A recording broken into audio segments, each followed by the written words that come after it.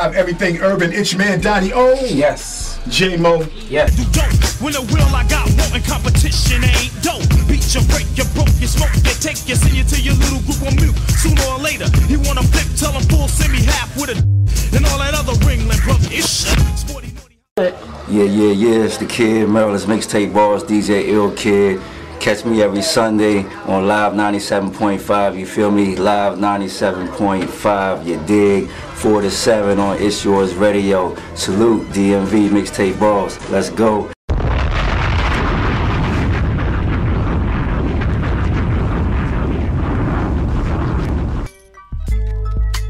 What's good? Everything good, family. Everything good over here, man. How you, man? I know you like J-Mo, man. Y'all wear like 20 different hats. For sure. Nah, I'm just walking in my purpose, man. That's all. I'm feeling blessed. No complaint. No question about it. No question about it, man. Let's jump right into it, man. You know, you have the this. A lot of people seen the Stokey project. They've seen it all over around different places, and some people are wondering, what is the Stokey project, man? Break that down to them. I mean, well, we're a multifaceted company, man. We we do mentoring, we do management, we do consulting, advertising, promotion, and I'm venturing off into doing film within the next few months. So really, it's a grassroots company that come from out of Baltimore, the city of Baltimore, and a lot of my relationships that I have been blessed to be a part of has allowed me this platform to really create avenues for people like my son, YBS Scholar, and the likes of a Little Skies, certain artists who gave me the opportunity to work with them and help their career flourish. So we have many things, but lately we just been managing people, man, trying to give them a bigger platform. Wow, that's great. That's great. That's great. And again, you just mentioned a lot of folks don't know. I saw DJ Karan, Jay. Yeah, and I told him that yes, YBS Scholar, that's Stokes' son. Yeah, he was like, for facts. What? That's facts. Yeah, no doubt. Yeah, we don't like. I mean, it's not even necessary to force it. People who do know. I mean, it is what it is. With those who don't know, we don't like make it seem like it's something that you got to force. Tell everybody who his father is. Or I got to tell everybody who my son is, because I was here first. No doubt. So, Indeed. A lot of times people walk up to me and ask me, "You YBS Scholar father?" And I'm YBS Scholar my son. No doubt. Exactly. So, Correct. It's very different, but like I've been here first, so it's a blessing. That's my son. That's my friend. He's a good person, man. He's it's a beautiful thing to work with somebody that you love, you trust, and respect. And that's my guy. I just wanted to continue to be better than me in terms of his achievements and his goals, and I'm going to be there to support him every step of the way. No doubt, no doubt. Talk about your activism, man. You're a huge advocate for the youth and stopping the violence in Baltimore. Of course, everybody knows Baltimore, one of the most violent cities, in the country, and it didn't happen overnight. You know what I'm saying? It's multi-layered. It's sad because, I grew up, in the streets of Baltimore, and I'm no goody two-shoe. One of the reasons why I get back as much as I do, as much as I can, is because I felt like I was a part of the problem. Now I want to be a part of the solution.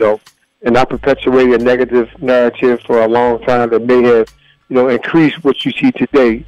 Some of us got to be responsible for our actions, whether it be, past or present. I want to seek atonement by way of the people. I know that I seek forgiveness in my walk of life, but sometimes you got to look at the things that you've done early on that may be the cause of some things we see today. And I know a lot of people wanted to be like me when I was doing things that I'm not proud of.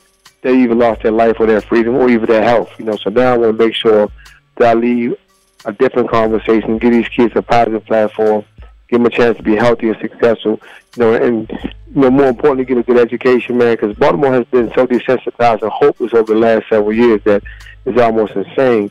I did had a conversation with some artists the other day, and I was explaining to them, man, I do good with numbers, and you do a consensus, and the whole entire Iraq war that started March 20th, 2003, and it ended in December 2011. They lost 4,486 people. That's a war. But in Baltimore from 2015 to today, we lost 1,240-some people. Wow. And we're not at war, but we might well be because we're killing like that. And to me, I ain't proud of that. So anything I could do in my individual, my official capacity to help my city, to change, into a positive city, that's what I'm going to do. Man, that's incredible, man. It's great that you've taken your past experiences and what you've experienced and not all of it good. You mentioned that, but you flipped it and use that to help others. And I think for a lot of the youth, man, to see yourself and many others being an advocate for them, because a lot of times they don't see that. You know what I'm saying? They don't see the OGs come back and help. You know what I mean? And give back and show them the right way. A lot of them don't even have those type of people in their lives. You know, positive male role models. So for you to do what you're doing, man, is incredible. And I think I always say, me and Jim will say, man, we can't save the world, but what we can do is help those that are around us. Right. And give that one step. You know what I'm saying? That's facts. Yeah, I mean, it's important what you're saying, because I don't want to take away from those who want to help but don't know how. A lot of people just don't have a platform, you know, and they don't know where to start. You know, with me, I started in my own neighborhood, you know, the neighborhood that I destroyed or helped destroy. And then I just went abroad, you know, with the same attributes and same talent that I possess, you know, and give everybody opportunity to be a part of that solution, you know. And it's not just one person, it's a movement, not just a moment. A lot of people don't know how to get involved. And I just tell them, man, if you find someone that you trust, respect, and can relate to, that's doing something positive to give back, because for so long we wait for people to come rescue us. And sometimes that boat never comes. And when it doesn't come, what are you supposed to do? Wait for another one? No, you go find it. You know what I'm saying? And sometimes it's difficult for people who've been traumatized and victimized to find people they can trust to get them a way out. And in Baltimore, again, we don't have that many people that do come back, whether it be celebrities, athletes, entertainers to come back and give these kids a positive platform, you know, and big ups to those who do.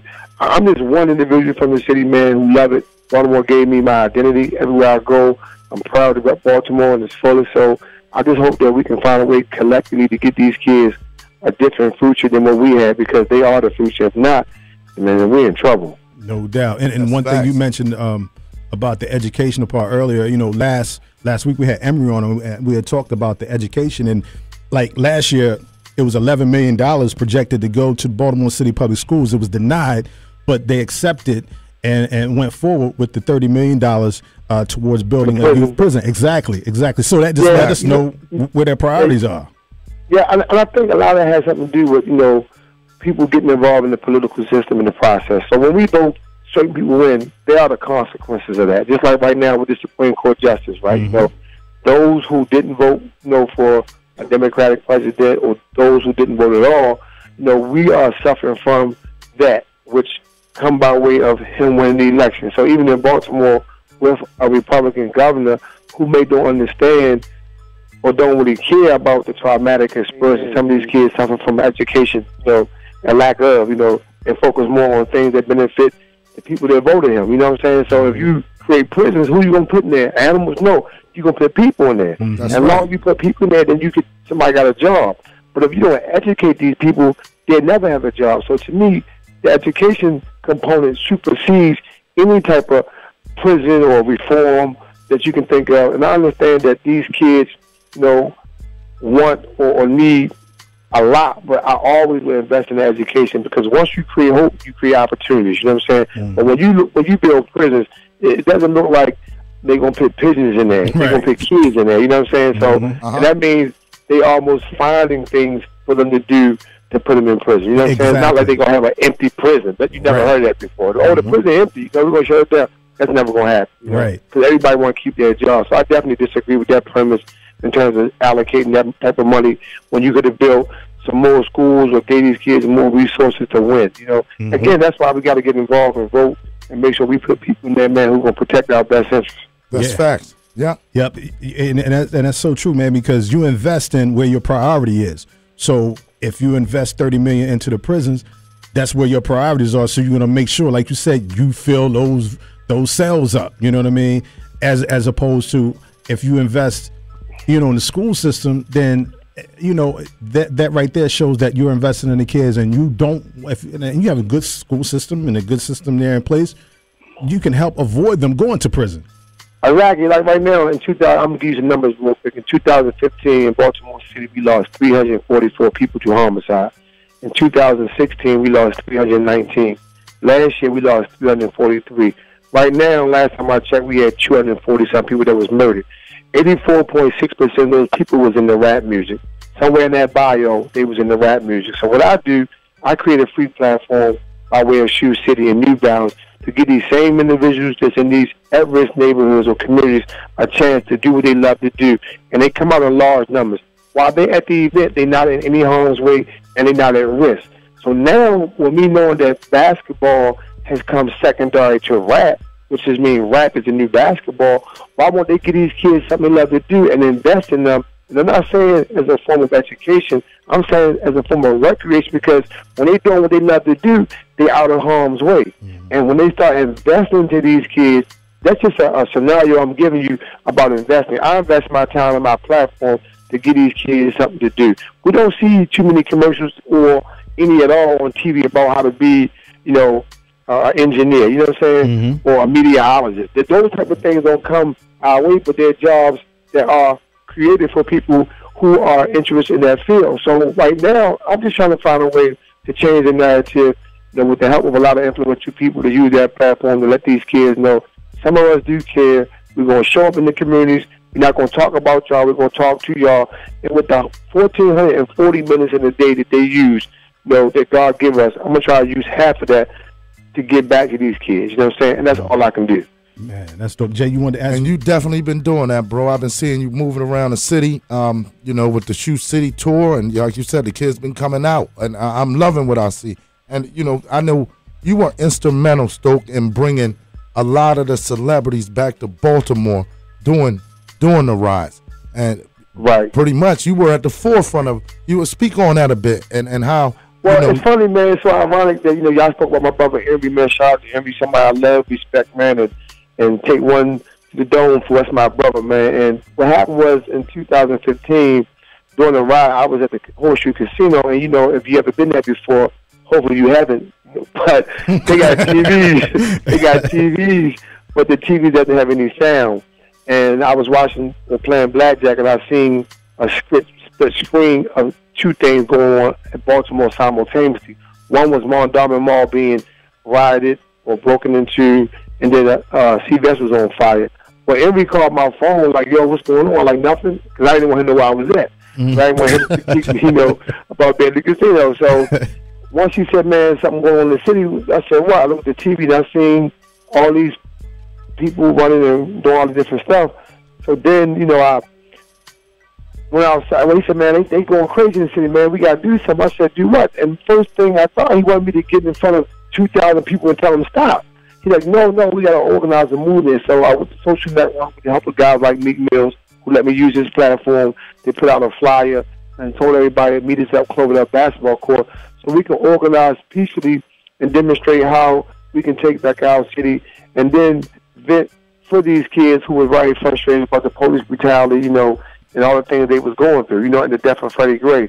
So we did that, and, it was very successful to help a lot of, important leaders of the city who came out and gave me their assistance. But mainly it was people from the community, man, the Earn Mavens, kids like David Manigault, rest in peace to my guy Will. All those guys that I had a real good rapport with, and of course Shoe City got involved, to help us make T-shirts for these people, to give them an identity and a cause and a purpose, not just burning down, buildings that we use or, stores and things like that. We wanted to have a bigger voice. But my phobia was that would be a moment. And that's what that was. It should have been a movement, because you got documentaries from HBO saying Baltimore rising, but last time I checked, Baltimore was dying. And I don't want to be proud to say that I played a part of history that didn't really change or affect anybody's life or outcome. Yeah, we talk about the riots and things like that, but think about it now. 3 years later, has it changed? Has it got better? Or has it got worse? You know what I'm saying? So you ask me, living in Baltimore has got worse, because now everybody's so hopeless and desensitized, because they thought that was the moment that the world would come and help put more resources into Baltimore and identify with all the problematic things they were going through. But as you can see, we're the #1 most dangerous city in the world. How could that be when we just had a riot 3 years ago and everybody seen and heard our cry? So that's why I do what I do, man, to try to silence the cries and get these people home. Yeah, and it's something key that you mentioned earlier. It was the fact that, and that's why I brought up the numbers with the them investing in the schools and well, not investing in the schools, but investing in the private, but the youth prisons, is the fact that we can't, if we hope the Republicans are going to come and save us, if we hope the Democrats is going to come and save us, how long have we been dealing with those two parties? And like you said, what has really changed? You know what I'm saying? So it has to be us, as individuals, as a collective, as a race, period. But a lot of times, we have these moments, like you said, that moment with Freddie Gray. It was a moment, and our backs were against the wall. But then once the smoke clears, we go right back to what we were doing before. Yeah, and see, a lot of us be complacent because, like I say, we don't really have. Can you imagine you being in a race and somebody keep telling you that they're gonna give you water, just keep running, and you run with faith, thinking that okay, when I get you to the next stop, I'm gonna get water. And when it don't come, you're like, okay, the person that's telling me this is somebody I trust. You know what I'm saying? Hopefully, the next stop they give me water, and that's when you run so much that you just get tired. And right now, even with voting, me being black and being able to say, I remember we had 3 Democratic presidents and the rest was Republican, but it didn't. My neighborhood still was destroyed. Yeah, talk about your relationship with Rock Nation. Oh no, that goes back, man, 9 years, man. We helped with guys like Emery who, introduced me to Jay-Z a long time ago. It was right, original. It wasn't forced. It was organic. I was one of the guys to help them get acclimated with the Duce brand into the clubs, the restaurants, and things like that. And just the Rock Nation movement in general. Then the opportunity came for myself in the Stokey Project to partner with Rock Nation with a management deal with one of my artists, Little Skies. I thought it was a no-brainer, and they jumped on board to help me, further the brand and help him with his career, So we got a lot of big things in play, that's coming up, with Rock Nation, and I'm excited for 2019, and for Skies and a lot of other artists that we sign and manage for their career. Right, that's great. It's great. Jay, you want to add something else? Yeah, so we get a lot of independent artists over here on the shore, and what would be some of their advice? What would they that's trying to get to that level of a YBS or Skis, or what would be some advice that you could give those artists that's trying to get to that next level? Honestly, man, I tell people a lot during our rap challenges. It's funny, a kid nice kid too from the Eastern Shore participated on Friday at our event. He was very talented, and you only gotta be great once. A lot of people who don't invest in their talent, they look at people on YouTube or TV in general, and they see the things that they possess and think that's success. To me, success is based on your own objective. A lot of people want to stay independent. A lot of want to get signed and have these major deals or, club deals, and et cetera. The only advice I would give anybody is to work hard and continue to believe in yourself and ask yourself where you want to go in the music game, because, a lot of individuals that's not signed, they still manage to take care of themselves by making good music and creating projects that people want to listen to. They travel, they tour and things of that nature. When you speak about a Skies or a Scholar, they were blessed because of my relationships and their talent. Most of what Scholar did was on his own, just like Skies. I just came and tried to put what they already had together. It was like a puzzle. A lot of artists that's not signed. There's a lot of great artists in Baltimore and DMV, and to me, it's a disservice to the music business that we don't have more people from the DMV, whether it be the Eastern Shore or Baltimore, on these major platforms. So my advice again, man, is just tell those guys to continue to work hard, try to do major collabs, build relationships and resources in the music business, and learn the business of it, because it's more just getting the microphone and the beat. You got to learn the business aspect of it. Make sure that your songs, are BDS or media based, which is, certified for the radio to play it, and they be compensated for, make sure that your YouTube page and things like that, you can be monetized. It's so much business to it now because everything is streaming, not just getting a CD made and tell somebody to play it, And once they learn the business and the craft of the music, then they should be straight. And then use their relationship to partner with good people and follow winners. If they follow somebody who's doing it the right way, they should be good. That's some jewels right there, J-Mo. That's it. Yeah, no question about it. No doubt. No question. So I guess, I don't know if you want to drop too much on it, but just if you could, without giving too much, I guess, talk about some of the projects you got coming forward. Well, man, it's crazy. You know, and I don't mind. Okay. I'm happy, man. I'm actually preparing for the Halloween Fest with the Two-Headed Monster Fest with Scola and Skies. First time ever that they're on the same. Well, no, Skies had opened up for Scola, you know, in the past, but this is the first time they can be back in Baltimore together for a while on a major concert level. Looking forward to doing a play, you know, with my guy Silk Daddy from the Lock. You know, he's, you know, really doing real well with his Instagram page, you know, and becoming very funny, influential type guy. Mm-hmm.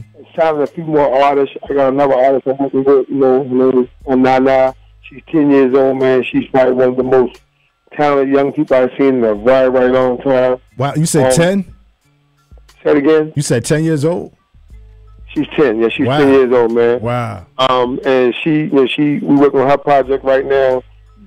Hopefully it'll be ready by the end of the year. Definitely beginning of 2019. Working on a play, you know, some other artists that we're working with, you know, that's not from Baltimore. A kid by the name of Mano who produced a lot of songs on Sky's first mixtape that went platinum.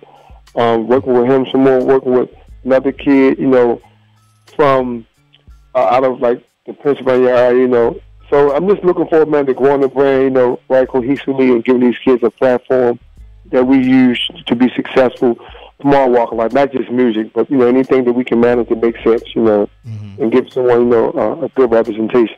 Yeah, and you use that platform well. Just talk about your relationship with Shoe City and how you incorporate everything that you do. Like I see, like your Rock Nation and the Stokey Project, and then in the Shoe City, and you incorporate that all together.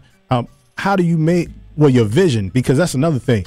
I talked to J Mo about the, you know, we talked about a vision board, and we have all these ideas, and then we don't know, like, okay, what do I do with them? You know what I'm saying? How do I make it? I see it, I have a vision, but how do I implement it to make it happen? So how do you put all that together? Well, see, it's funny because Shoe City is family, and of course I work there as the marketing manager. You know, I have a few people that, you know, have helped me not only individually but collectively in my own business objectives with the Stokey Project. You know, I work for a company, man, that's family oriented. It's a family owned business, and they've been supportive of me and the community of Baltimore and abroad since my inception, which was 2014. You know, my boss, you know, she tried to lay back in the cut. You know, her name is Nicole. She's on Instagram. You know, at my bias life, she has helped me, you know, to do so much, if not everything I do in the community. And then the owner, you know, Greg Greenberg, he's the one who also supports every single initiative we do. And it makes sense to me to incorporate Shoe City and the Stokey Project with all my community initiatives and anything else that I got going on, because they were there from the very beginning. You know? So the vision board you speak of, most of what they do in the community is me, you know, and I look at it as an opportunity not only to share and give back, but it's a walk in the park, because that's something they believe in as well. So when we go to our monthly meetings, we figure out everything we need to do for the upcoming weeks or months. Let it be breast cancer, which coming up in October. You know, a whole lot of things they want to do to be a part of the community. They ask me, and it's like a dream come true to work for a company that you love, respect, that definitely believes in giving back. It's not always about no money with those guys. They believe in giving back. Sometimes I think more than me, you know. But it's a match made in heaven. I couldn't ask for a better friendship, a better relationship, a better position, you know, who allows me to do me, never judge me, not one time about my past, and didn't hesitate to get behind me, man, which says a lot about those people. Absolutely. Definitely. J-Mo? You know, and we always get a lot of questions, too, in regard to, like, this just in general, sponsorships, you know, with if somebody, you know, wanted Shoe City to sponsor an event for them, you know, tell them the process and where they need to be in regard to making something like that happen for them. To the sponsorship, a lot of people don't understand there's a difference between sponsorship and endorsement. Right. And I try to do my best to explain. When you endorse someone, that's like a long-term relationship where though y'all become like a partner. But when you sponsor the event, it's almost like a one-time thing. If you're doing a talent show and you might need some T-shirts or you might need money for a venue, that's a sponsorship, and that's asking you guys to promote our brand simultaneously as you promote the event or activation that you're doing. Right. But one of the ways to get sponsorship from Shoe City is understanding exactly what Shoe City is and what we do. So sometimes people think it's a blank check. No, most of our funding that we use is either internal or come from co-op, which is other brands who want to see their face of their brand a part of some of these initiatives, but it has to make sense. So I can't ask Adidas or Nike to be a part of a cupcake fight. You know what I'm saying? Right. Or, you know, it got to be something that really rep their brand to a point where though it makes sense for them as well. And one of the ways to do so is submit, a proposal, send it to, my email or someone in the marketing department email. We'll look at it and we do our best to get back. But it can't be nothing that someone expects to do overnight. So right now, if someone want to do a Valentine's Day give back, this would be the right time because that way we can look at the calendar and see how we're going to allocate our resources, our funding, and make sure it's there. Because, money ain't as plentiful as it seems. You got to make sure that you organize and you improvise the same way you would, anything else. And that's something a lot of people understand. And we do so much. Sometimes, some people, get denied, but it's not because we don't want to. Sometimes we just don't have it, based on somebody doing something similar or because of the time frame they're requesting the sponsorship. So to answer your question, the best way to go about doing it is, make sure that when you do submit the sponsorship, the first thing you do is show how it will help this You City brand. So right now, you're doing a talent show. You might say, yeah, we're going to have 4,000 of your core consumers right in front of us. We're going to promote your brand organically. And that way, that they know who you guys are even more. To me, that's something that, okay, 4,000 people, our core consumers, yeah, that makes sense. What's the ask, And that's a good way to go about it because you're not just asking for money. You're showing how you're going to help the brand as well. Mm-hmm. Right. Yeah. Yeah, they're investing, so they have to see, one hand has to wash the other, Exactly. That's right. Yeah, yeah. Rock Nation, Shoe City, the Stokey Project, man. And DJ Ill Kid said, what up, fam? What's up, my guy? What's up, my guy, man? Word up. He in the cut, chilling, you know what I'm saying? Right now, Ill say you cutting into my mix time, Stoke. Nah, it's all I don't mean, let me y'all gotta do what y'all do. Nah, it's all love, man. We definitely appreciative, man, of having you on, man, and chopping it up, man. Absolutely. Words of wisdom. And we thank you, man, for your time. I know your time is valuable. You're a busy man. So again, we appreciate you for coming on and taking out a little slice of your day to chop it up with us, B. No, I appreciate y'all guys having me, man. I wish y'all guys, much success. Keep doing what y'all doing, man. Y'all the voice for a lot of people, man. Y'all giving everybody a chance to get all the information and entertainment at the same time, man. So I appreciate y'all, man. I'm always going to be there for y'all. Just let me know. My man. El, you got any shouts or anything before you bounce? No, I just want to shout out to the city of Baltimore and all the people that's been supporting me, man, and my initiatives, man. And hopefully everybody, continue to do the same, man, and come out to these events that we give for these artists, man, whether it be in Eastern Shore or, Baltimore, just continue to follow their dreams, and have a good heart, and give back as much as they can, And to me, once they do that, it'd be so contagious, man, that we all can start winning. That's right. Man, Stoke, I definitely... I want to shout out to Team Cannady, man, the Stokey Project, Rock Nation, man, all we got, man, everybody, man. Just want everybody to win. I appreciate y'all. Man, Stoke, I appreciate you doing this, no doubt about it. You always got an open door here anytime you want to come through. All right, my guy. We here. Appreciate you. No doubt, bro. Appreciate you, man. And thank you, man, for being on It's Yours Live and sharing your story with everybody out here on the Eastern Shore, man. They certainly appreciate it. Yeah, I love the shore. It's my second home for real, man. It's my second home. Thanks to Envy. That's my second home, man. That's facts. For sure. Word up. All right, B, man. Appreciate you, man. One love. My guy. Okay. Word up. It's Yours Radio Live 97.5, everything urban. Breakfast Club in the morning. Ron Banks at 9.